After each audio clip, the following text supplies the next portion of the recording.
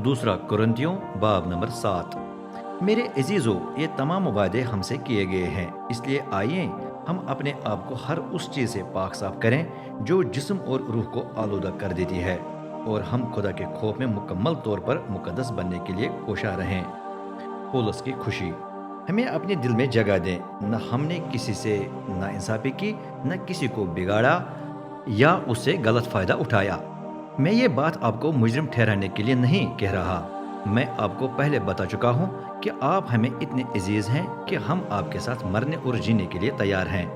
इसलिए मैं आपसे खुलकर बात करता हूँ और मैं आप पर बड़ा फ़ख्र भी करता हूँ। इस नाते से मुझे पूरी तसल्ली है, और हमारी तमाम मुसीबतों के बावजूद मेरी खुशी की इंतहा नहीं, क्योंकि जब हम मुकदनिया पहुंचे तो हम जिस्म के लिहाज से आराम न कर सके।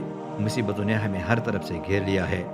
दूसरों की तरफ से झगड़ों से और दिल में तरह तरह के डर से निपटना पड़ा। लेकिन खुदा ने जो दबे हुओं को तसल्ली बख्शता है, तीतुस के आने से हमारी हौसला अफजाई की। हमारा हौसला न सिर्फ उसके लिए आने से बढ़ गया, बल्कि उन हौसला अफजा बातों से भी जिनसे आपने उसे तसल्ली दी। उसने हमें आपकी आरज़ू, आपके आहवजारी और मेरे लिए आपकी सरगर्मी के बारे में खुलासा दी। ये सुनकर मेरी खुशी मजीद बढ़ गई, क्योंकि अगरचे मैंने आपको अपने खत से दुख पहुंचाया तो भी मैं पछताता नहीं।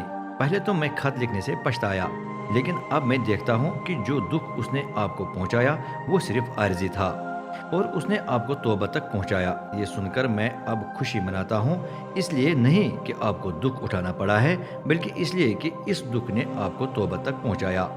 खुदा ने ये दुख अपनी मर्जी पूरी कराने के लिए इस्तेमाल किया, इसलिए आपको हमारी तरफ से कोई नुकसान न पहुंचा, क्योंकि जो दुख खुदा अपनी मर्जी पूरी कराने के लिए इस्तेमाल करता है उससे तौबा पैदा होती है, और उसका अंजाम नजात है। इसमें पछताने की गुंजाइश ही नहीं।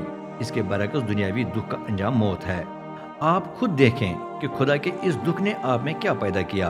कितनी संजीदगी, अपना दिफा करने का कितना जोश, गलत हरकतों पर कितना गुस्सा, कितना खौफ, कितनी चाहत, कितनी सरगर्मी।